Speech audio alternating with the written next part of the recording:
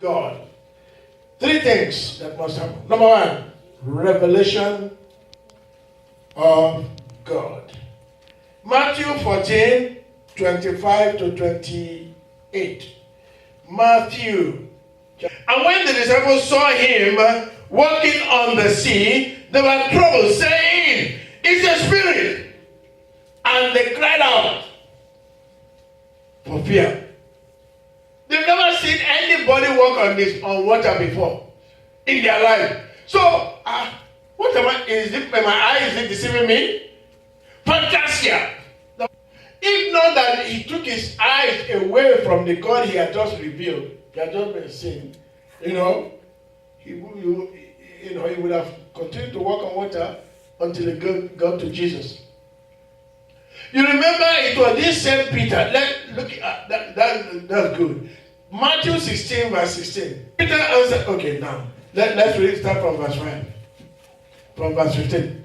He said unto them, "But whom say ye that I am?"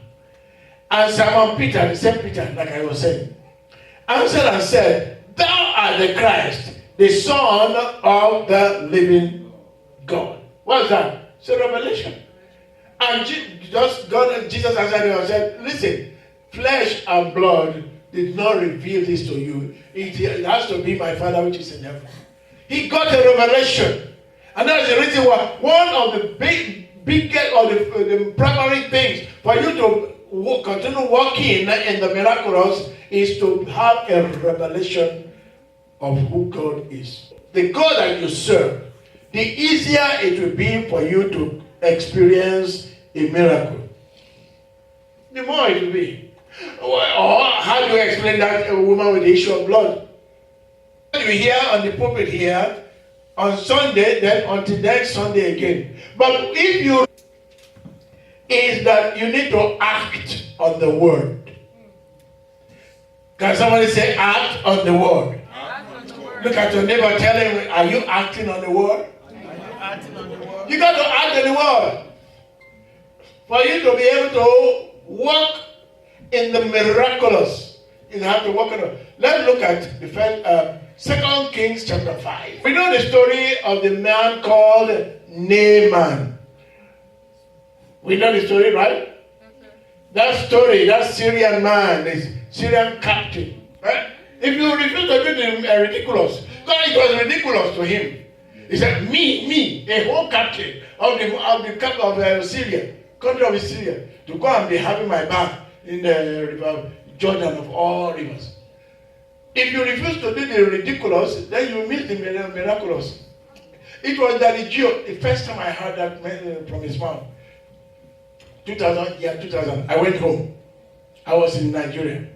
Year 2000. And at that time, camp had not developed much like it is now. Used to do manual labor, cannot perform miracles. That was what he said. I said, from that time, I put it in my brain, say, yeah, this is true.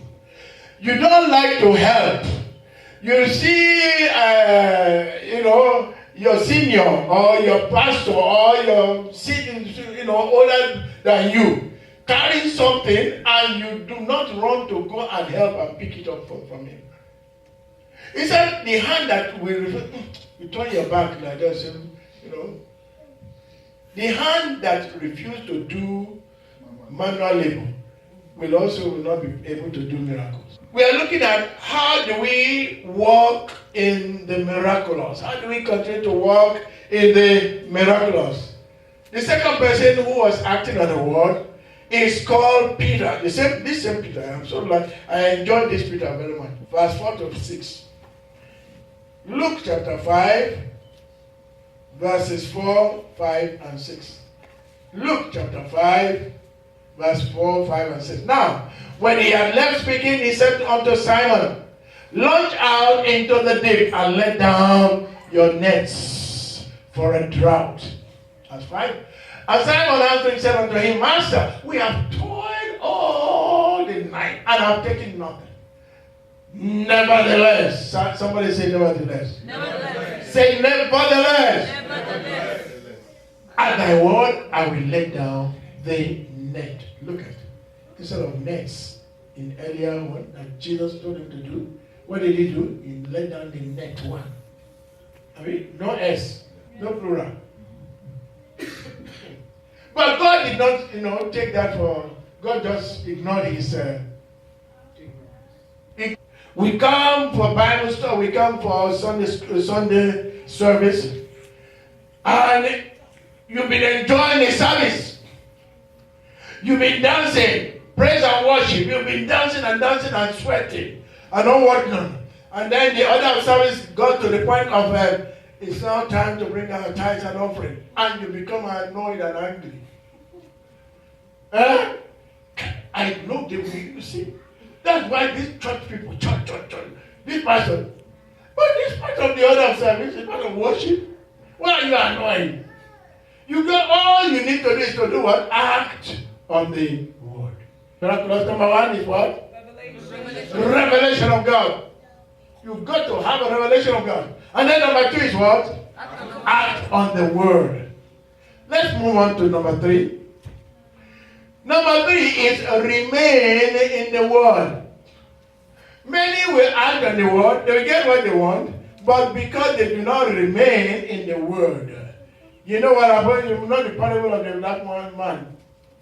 That he said, God, no, it was Jesus that was talking about the parable. He said that after a spirit has been driven out of a man, the spirit with the evil spirit, unclean spirit, he goeth about into the dry places, and finding nowhere to lodge, he will say to himself, the evil spirit, he will say to himself that I shall return to my house. So no, he's saying that. And the evil spirit is already looking at that man's the last part of that man's life will be worse than the beginning. It's where the devil has gone. That's the reason why I'm telling you, if you are just a Sunday person,